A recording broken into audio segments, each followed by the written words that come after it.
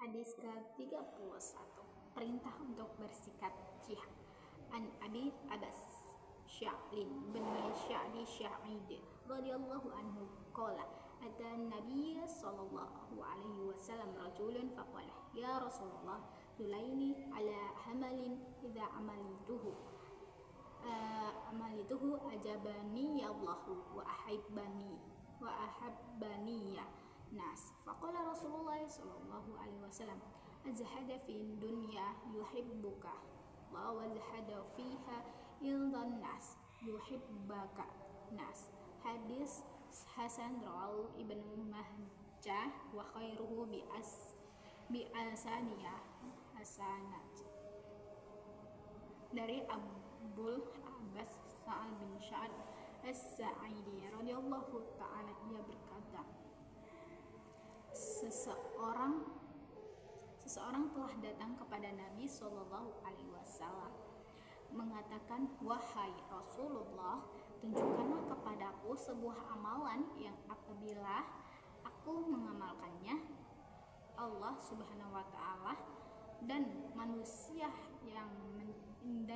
mencintaiku. Maka beliau Sallallahu Alaihi Wasallam menjawab, bersikaplah juhud terhadap dunia, niscaya Allah SWT akan mencintaimu, dan bersikaplah juhud engkau terhadap apa yang ada pada manusia, niscaya mereka akan mencintaimu. Hadis Hasan diriwayatkan oleh Ibnu Majah dan selainnya dengan sanad yang hasan. Hadis ke-31 ini mengajarkan bahwa salah satu cara untuk meraih meraih cinta Allah dan manusia adalah dengan bersikap juhud, yaitu tidak terlalu mencintai atau bergantung pada kenikmatan dunia. Seorang muslim hendaknya lebih mengutamakan akhirat dan tidak tamak terhadap apa yang dimiliki oleh orang lain. Dengan sikap tersebut, ia akan memperoleh keridhaan Allah serta dihormati dan dicintai oleh manusia. 32. Larangan membahayakan diri dan orang lain. An Abi Sa'id Sa'di bin Malik ibn Sinani Khudri radhiyallahu anhu anna Rasulullah sallallahu alaihi wasallam qala la darara wa la dirara. Hadis wa hasanun rawahu Ibnu Majah wa daraqutni wa khairuhuma musnad wa rawahul Maliki fi Muqa'il Mursalin an Amri bin Yahya an abihi an Nabi sallallahu alaihi wasallam fastaqata Aba Sa'id wa lahu turuqun yuqawa ba'duha ba'dah. Dari Abu Sa'id Sa'ad bin Malik bin Sinan Al-Khudri radhiyallahu anhu bahwa Rasulullah sallallahu alaihi wasallam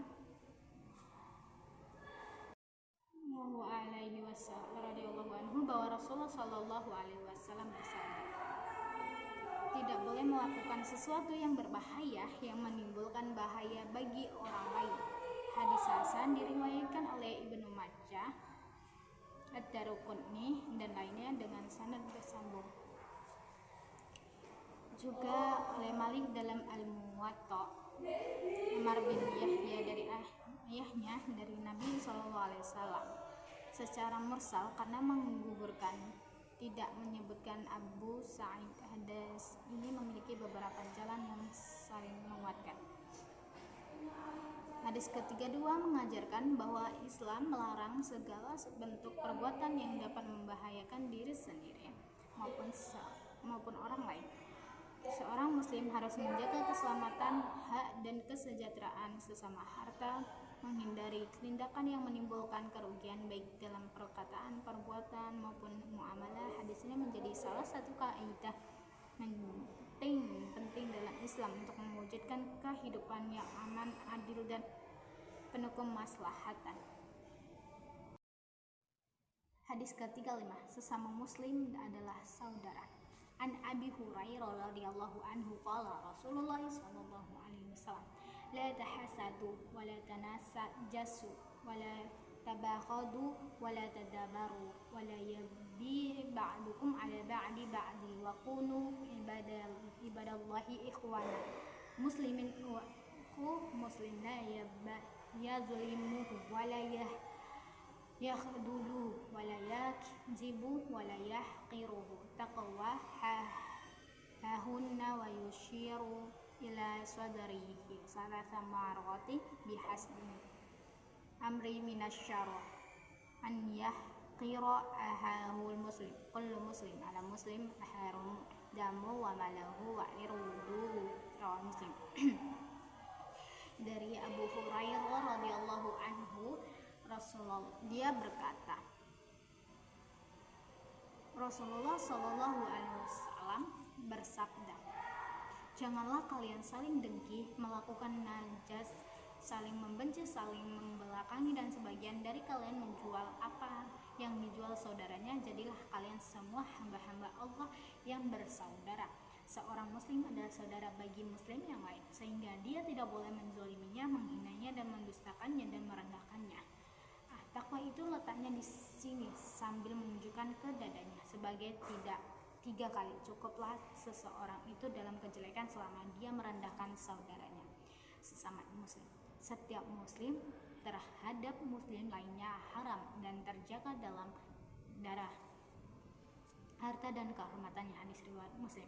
Hadis ini mengajarkan bahwa sesama muslim adalah saudara yang harus saling mencintai, menghormati, dan menjaga hak-haknya. Seorang muslim dilarang bersikap dengki, benci, merendahkan, menzolimi, atau mengkhianati saudaranya. Rasulullah SAW menegaskan bahwa darah, harta, dan kehormatan seorang muslim adalah sesuatu yang harus dijaga. Oleh karena itu, persaudaraan yang dilandasi takwa dan akhlak mulia sangat penting untuk menciptakan kehidupan yang harmonis dan penuh kasih sayang. Ketiga, balasan itu sejenis dengan amalan. An Abi Hurairah radhiyallahu anhu qala Rasulullah sallallahu alaihi wasallam, man nafasa man mu'minin qurbatan min qurabi dunya nafasallahu anhu qurbatan min qurabi yaumil qiyamah wa man yashara ala mu'asar yasarallahu alaihi fi dunya wal akhirati wa man satara musliman satarallahu fi dunya wal akhirah wallahu fi auni abdi ma kana abdu fi auni akhi wa man salaka tariqa yaltamisu fihi ilma sa'alallahu lahu bihi taraqatan illa jannah wa man tama qaumu fi baiti min bunyut illahi yasluna kitaballahi wa yatadarasunahu bainahu illa nazalat alaihi musakinatu wa asiyatuhum rahmatu wa hafazhumul malaikatu wa zakarahumullahu fiman indahu wa man bata'i bihi amaluhu lam yusri bihi nasabuhu wa rawahu Muslim bi Faz. Dari Abu Hurairah radhiyallahu anhu, dia berkata, Rasulullah sallallahu alaihi wasallam bersabda, barang siapa yang menghilangkan satu kesulitan seorang mukmin yang lain dari kesulitan di dunia, niscaya Allah akan menghilangkan darinya satu kesulitan pada akhir hari kiamat. Barang siapa yang meringankan orang yang kesusahan dalam hutangnya, niscaya Allah akan meringankan baginya urusannya di dunia dan akhirat.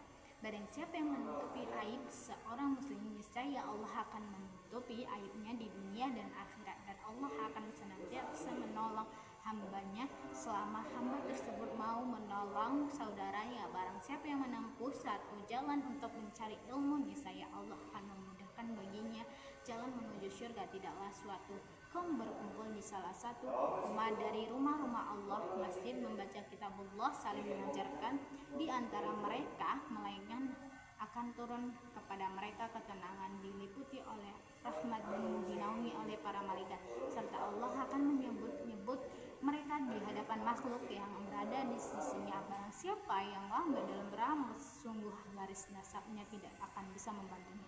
Riwayat Muslim dengan lafaz ini.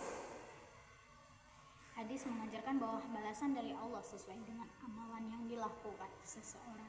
Siapa yang membantu meringankan kesulitan orang lain, Allah akan meringankan kesulitannya. Siapa yang menutupi aib saudaranya, Allah akan menutupi aibnya. Hadis ini juga mendorong umat Islam untuk menolong sesama, menuntut ilmu dan mempelajari Al-Quran. Selain itu, hadis ini menegaskan bahwa kemuliaan seseorang di sisi Allah ditentukan oleh amal solehnya, bukan oleh keturunan atau kedudukannya. 37. Amalan kebaikan itu dilipat gandakan.